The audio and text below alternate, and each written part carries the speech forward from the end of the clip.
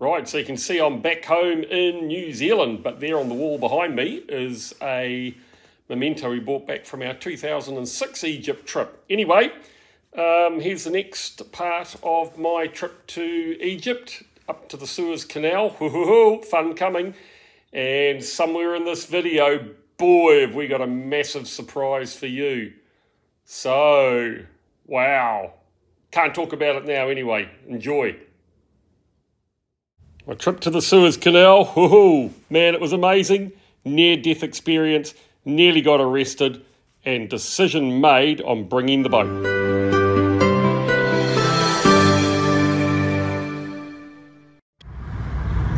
Okay, so go bus on the day of me travelling to the Suez cancelled, so I ended up having to get an Uber.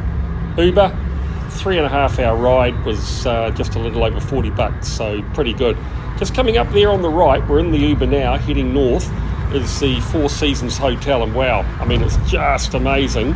It's a massive, massive building with about 2,000 rooms, but only 140 of them are hotel, the rest are apartments, so pretty incredible, really. Alexandria through to Port Said's 162 miles, about 3 hours 30. You need an average speed along the way of about 45 miles an hour, about 70 kilometres per hour. Oh, and I hope you're hanging in there because the announcement's going to be exciting. Here we are driving along the Corniche. Remember, the Corniche is the waterfront that goes along the boundary of Alexandria City. So we're just heading north here in my Uber. Pretty quickly get out of what you should call the nice area, and then we get into some pretty rough areas. But you might remember a couple of things happened on this trip. I nearly died. Oh my goodness, far out. They tried to kill me and I almost got arrested. Well, let's put it this way, if they'd got me, I think I would have been detained, probably would have lost my iPad, maybe even my phone, I don't know. And I don't know how long it would have taken. Could have been a bit spooky, but we'll talk a little bit about that later. So just have a little bit of a look at the driving conditions. The car was quite a modern car, probably 10, 15 years old. The guy reckoned it had done nearly 1 million kilometres. What's that? 600,000 miles, I guess. Yeah. Yeah, they use them to the absolute max.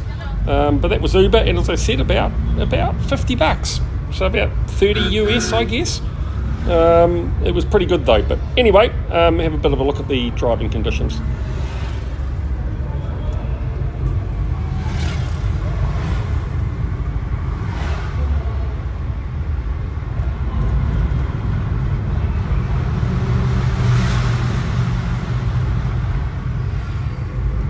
Anyway, why am I going up to Suez? Well, a number of reasons really. I've got a little bit of time to kill, and you're only 3 and a bit hours away, so I thought, how can you not go and see the Suez Canal? I mean, so close, but a little bit of trepidation too, because a lot of people said, oh, do you really want to go up there? And I mean, you're in Suez, and you're only about 100 miles from Gaza. So, that's close to everything, and the Suez Canal's getting a little bit dealt to at the moment. You know, things are pretty hot up there, so was it a good idea? But crikey, I thought, you know what, I'm here, may never do it again, so why not go and have a look?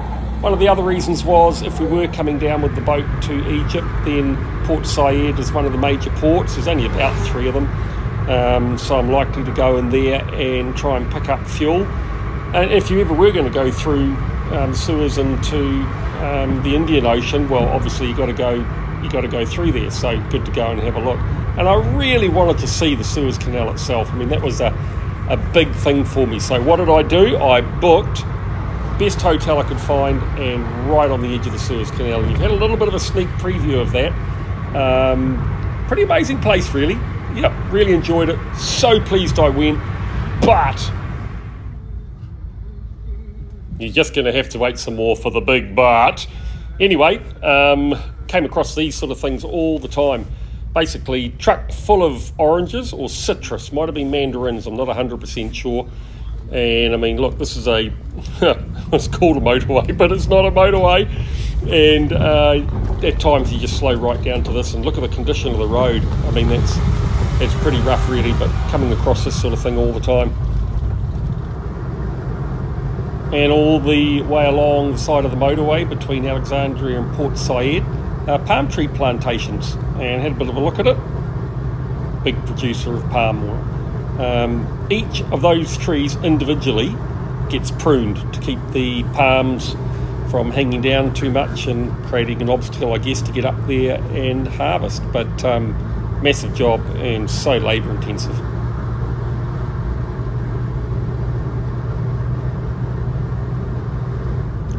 So my driver Mohammed and I just driving along, minding our own business, and we come across what is the first of a few authorities checkpoints along the way.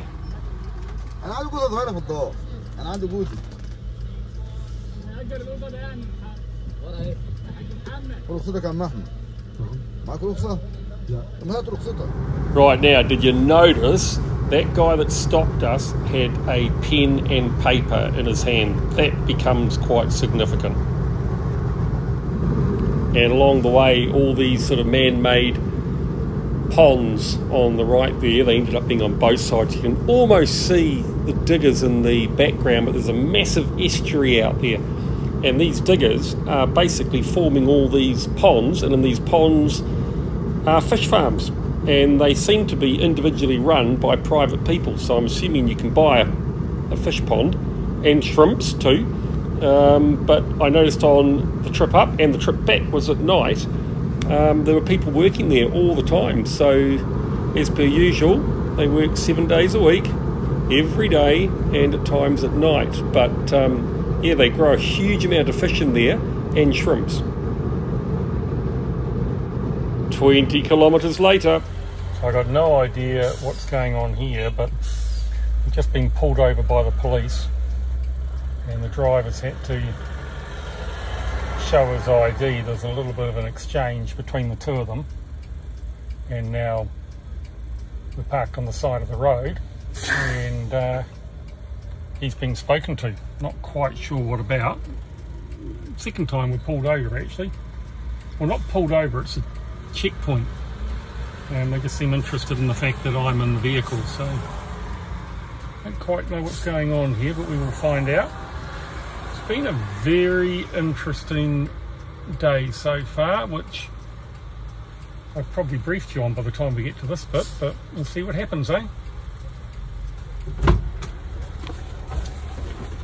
What happened? 100. 100. 100? Yes. Bribe, huh? Bakshi?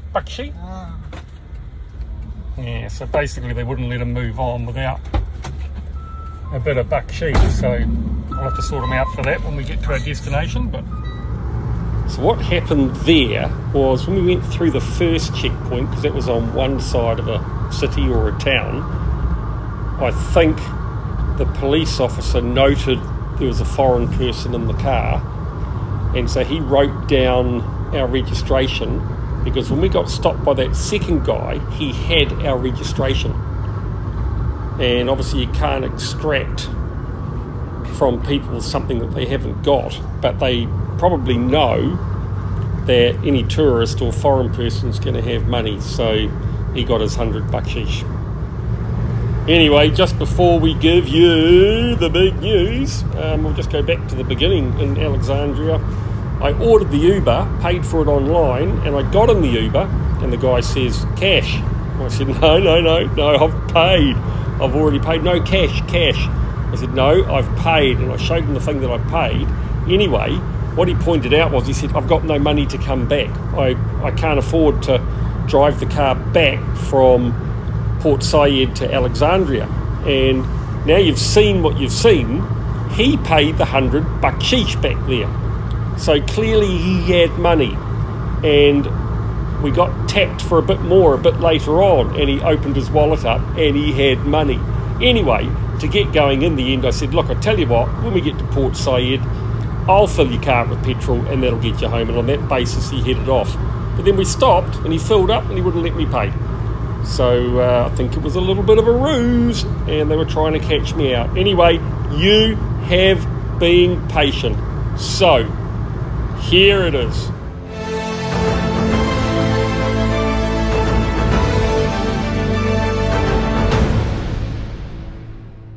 All right. So, breaking news. What's today? 19th of January. So I'm back in New Zealand. My dad turned 92 today, but that's not the breaking news. Breaking news is splash time! Woohoo! Awanui NZ will splash next Thursday in the tank in Tuzla at the Tilgren factory. Nordhavn's first N51 will go in the water in 6 days' time. And then we've been told 1 week after that, she goes to the marina. How do we know that? Because we're going to pay a big chunk of money and they can't ask for that until it's within 2 weeks of launch. So, here we go. Mark and Fiona heading off to Tuzla, Istanbul, Turkey to take delivery of Awanui NZ, Nordhavn's first N51. You heard it here. You might not believe it. Look at these photos. That was less than 2 weeks after I left Istanbul. Tomorrow, we get more photos. Another week gone. So, believe it or not, Awanui NZ splashes down. Woo! So just remember, this is a week ago now. We can see the windows going in. Front windows aren't in the pilot house, but 7 days work since then. Great views all around. The boat is well covered, which means it's all polished underneath, ready to go. Great views. That's a lot of progress in just under 2 weeks. Inside the salon, into the galley, bit of work on the roof still to do. Most of the doors and that are on now, down into the master stateroom. Remember, everything with brown over it, that's finished underneath. Into the head. Engine room, looking pretty good. And down into the lazarette. They just started on this when I left. There's the Victron unit. Over to batteries, wet exhaust. Woohoo! So, part of me finds that pretty hard to believe, but in 2 weeks that I've been gone, they've really made progress. So what we're going to do is we're not going to be there for it splashing in the tank outside the factory. Real shame, but just with the time I've got available in Turkey, we can't risk it. If we get there and there's any delays, you know, that's going to be a problem timing-wise. So what we've decided is, Nordhavn have told us they're sending their engineer over, their project manager over for when it goes in the tank. We'll find out from them about how they feel about it being almost ready to go to the marina. It's going to be ready when it goes to the marina. The only thing that gets done in the marina is the final tweaking of things, soft furnishings going in, sea trials and commissioning.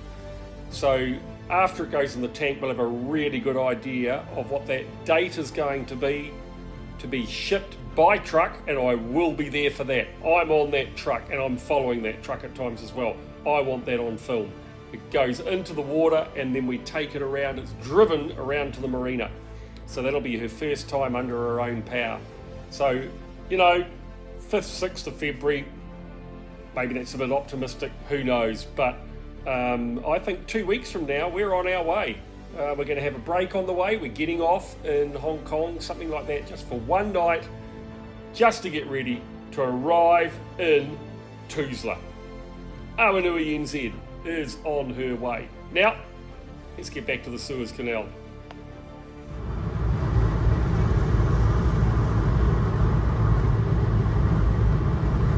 And a bit like going down to Al Alamein on the way up to Port Said, only this time on the left-hand side of the road. Massive developments, condos all the way out to the coast. Huge, can't think of the blinking word. Universities, couple of massive, I mean massive, Like, you know, I think of our universities back home and 3 times that campus size, and then incredible amounts of accommodation all around them.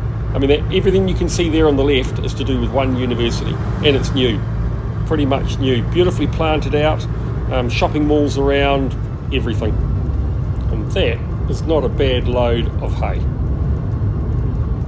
And Port Said itself was actually pretty nice. Main drag down to the hotel was modern, nice looking shops, restaurants, and here comes the Port Said Hotel, my home for the next night. And look, this driver did 7 hours work to bring me here, $8 worth of petrol, and he did it for $30 US, so he made $22 US in 7 hours. So yep, he got a good tip, believe me.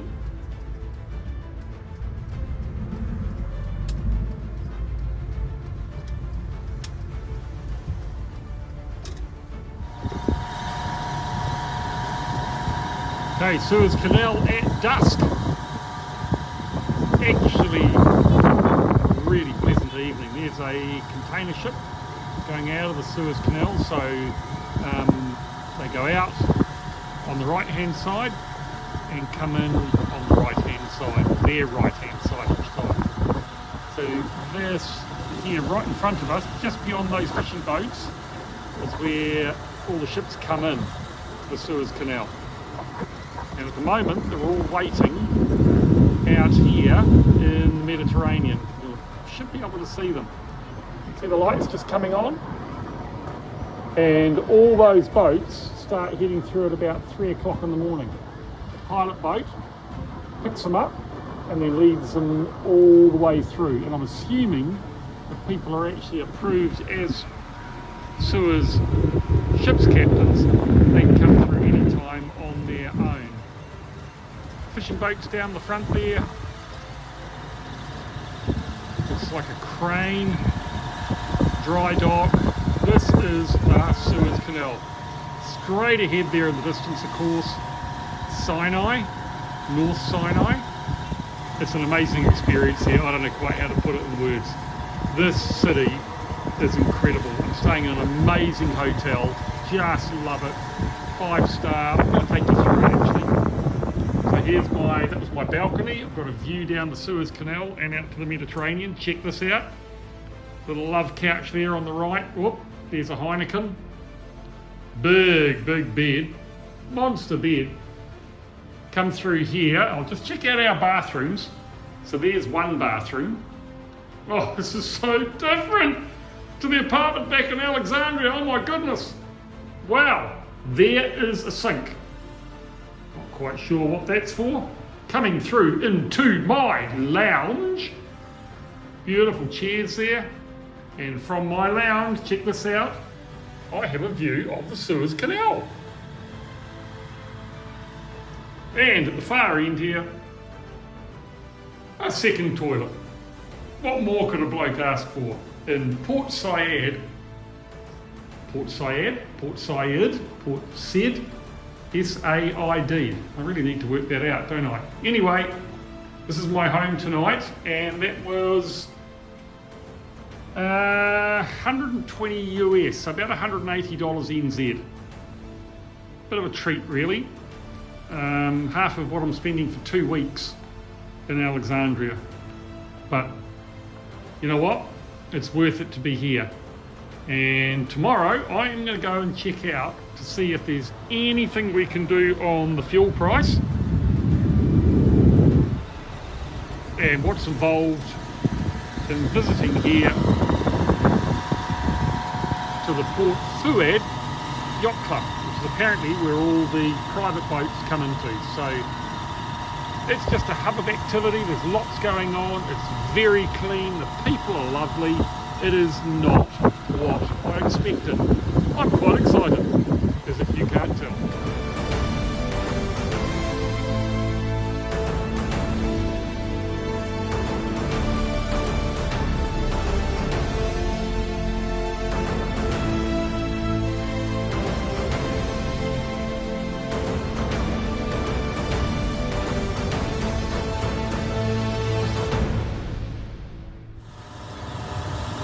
So this is the next morning, and oh, what a beautiful morning. Man, man, man. Lovely sunrise. There's some pretty big container ships. They're all lined up out to my left last night. And then they all started coming through. They all get in a line. I don't know if you can make them out in the distance there, but there's a whole line of them. So basically they separate them all apart.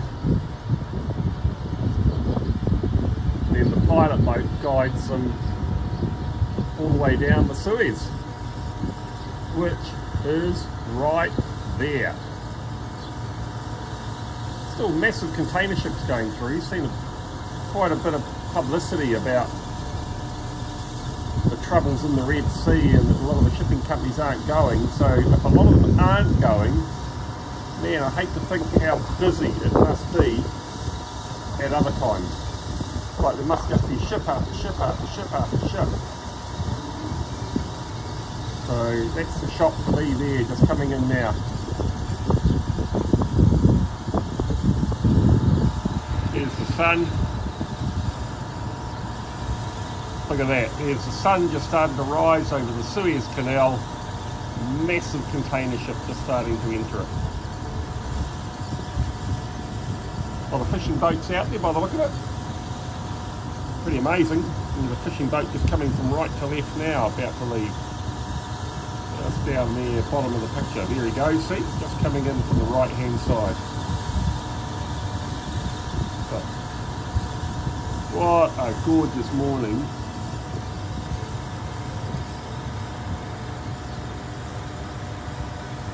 So there's that container ship just going off to the right of the picture, and here's the next one coming in to the left.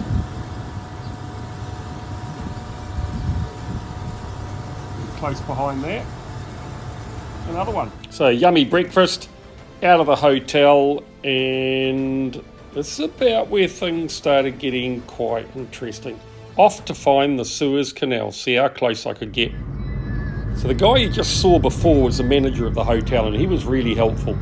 And what he did was briefed the taxi driver on where I wanted to go. And the brief was basically to head, what would it be? Let's think. It would be to head east. And I wanted to go along the edge of the Suez Canal because the road gets really close. Now you can see out to the left there, see the ship? Problem is, in front of the ship there's a 15-foot high wall, and these go all the way along the Suez Canal. So you can't really see it, and I wanted to get video of the ships on the Suez Canal at the narrowest point. So we just drove and drove and drove. There's another one, look, see that? We just drove and drove and drove along trying to find a place. Well, I found my spot, and here it is. I ended up climbing up on a bit of motorway that was being constructed. Here's where the problem occurred. I was getting the footage. Going the other way, on the other side of the motorway, is a police car.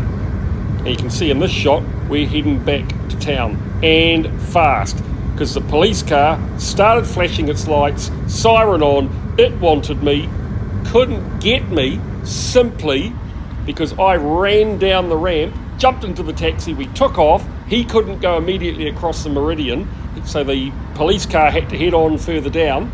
And we shot off. We got stopped at a traffic barrier, and I thought, uh-oh, the guys radioed ahead, they're going to stop me, but we managed to get through. The taxi driver was worried, I was worried. Up there, they are super sensitive about the Suez Canal. They don't like photography. They built the wall there because, if you can imagine, it's pretty narrow. It would take nothing for someone to come along with an over-the-shoulder rocket launcher, bang, boat gone, canal blocked, revenue stopped for Egypt. So I've got a funny feeling if that cop car had got to me, I would have been detained. Probably lost my iPad, probably lost my phone. Who knows how long I would have been there. Could have been a disaster. And looking at the face of the taxi driver, I was not far off track. Anyway, managed to survive it, got back to Port Said, and then I decided I want to head across the Suez Canal. So there's actually a ferry boat that goes between the Port Said side and the Port Fouad side. And on the Port Fued side is where a lot of people live. It's a lot cheaper. So they just provide free ferry transport for cars and people all day long, 24 hours a day. So you just walk on, which is what I've done here. We're on the boat. It's only about a 5-minute ride across, and they are just continuous. They just manage each other, avoid each other. There's never two there at the same time for docking. They're obviously keeping an eye out. And you go across, and it's not Sinai. You've got to go across the other side to get to Sinai. That's a little bit further on. But it was pretty neat, just again, being amongst the locals, seeing what was going on, and ending up in Port Fued. Now, the problem over there was I wanted to get into the yacht club. You go to the yacht club and they won't let you in. I could not talk my way in. So I showed him pictures of the boat, said what I wanted to do. He got on the phone, and the guy came out of the yacht club and he said, no, this is not a place that's open to the public. It is, once you walk across this line, you have crossed the customs line. So they just wouldn't let me in. Anyway, I talked to him. He said this is the only place a foreign boat can come in and park. Fuel is on the other side of the Suez. You are not allowed to go there. The only place you can go is down through the Suez Canal, all the way through. So you've got to pay your fees for that, pick up fuel. Guess what? $1.50 US a litre. And that's what he was saying. I reckon when you get there, it'll be more. The Egyptians have a website now for logging in your boat, for getting all the clearances. But when you turn up at this yacht club, they say you can't berth without an agent. So then you have to get the agent. Who's the agent? I said. They got the guy out. He came and talked to me. And basically I learned at that point, this is not going to work. Too much uncertainty. You'd arrive there, the rules would have changed. What do? They blame the government. It's always the government's fault. Why no tax back on fuel? Government. Every other country you go to, you buy your fuel tax-free. Over there, they say if you come from outside the country and want to buy fuel, then the government puts tax on. Bullshit. It's corrupt, it's racketeering, it's bordering on being mafia-like. They all look after each other and you get hit. There is no way I am taking Awanui NZ down to Egypt. I'm just not doing it. Way, way, way too uncertain. So look, I'm so pleased because if I hadn't have gone down there, knowing me, come the time I would have gone, you know what, we'll make it work, we'll wing it, we'll go down there, and it would have been a disaster. What would that have done? Would have put Fiona under a heap of pressure, me under pressure. I would have had James from Nordhavn on board. You know what? Disaster. The only saving grace might have been James is getting a local captain, and he would have probably looked at me and said, mate, you want to go down there? I ain't going. That's what I suspect. So what an amazing trip I've had over here. I've come over for 2 weeks, and in the end, it's not going to be a goer. So the only thing left to talk to you about really is how they tried to kill me. And I don't know, you know, I was pretty lucky. I hinted at it before, 156 kilometres per hour top speed heading back to Alexandria that night. At times we were in fog, at times it was raining. There was opposing traffic on our side without lights on. And then this guy answers his phone. He's running 2 cell phones the whole time, answering cell phone calls, messaging. The van's full, nobody's saying anything. I don't know what it is. I felt like I should, but it just didn't feel right. I nearly pushed my right foot through the floorboards, I don't know how many times. I mean, just crazy. So, Port Said, nearly got arrested, made the decision we're not coming here. They tried to kill me on the way back to Alexandria. And you know what? I'm ready to leave. I'm ready to go back and see where Awanui NZ is at. And I'm ready to go home. Catch up with the family. We'll just take some time. When she's ready, we'll come back over. What an amazing trip. And something I will never forget. So the next video is going to be a montage. I'm not going to edit it much. I'm just going to put all the sights and sounds that I saw in Egypt. So just watch it through. Keep at it, because I believe it actually gives you a little bit of an indication of what the country's like. My overall impression, wonderful people, absolutely lovely people. I did feel safe. It's dirty, it's run down, they struggle, they work hard, great food, weather, perfect time of the year to go. It's not cold, it's not hot, but you know what? It's not the place for me. So enjoy the next video, because I honestly believe it'll give you a little bit of an idea of what that country's like, particularly if you plan on never going there. So enjoy, and thanks for watching. Don't forget to subscribe. I love seeing those numbers click up. I don't know what it is. I wanted to do these videos just for me, just for the family, to do a chronological order, but I get so many comments from people, so many positive comments, and when you see the subscriptions going up, I don't know, it makes it all seem worthwhile. So if you like it, please do subscribe. Catch you next time.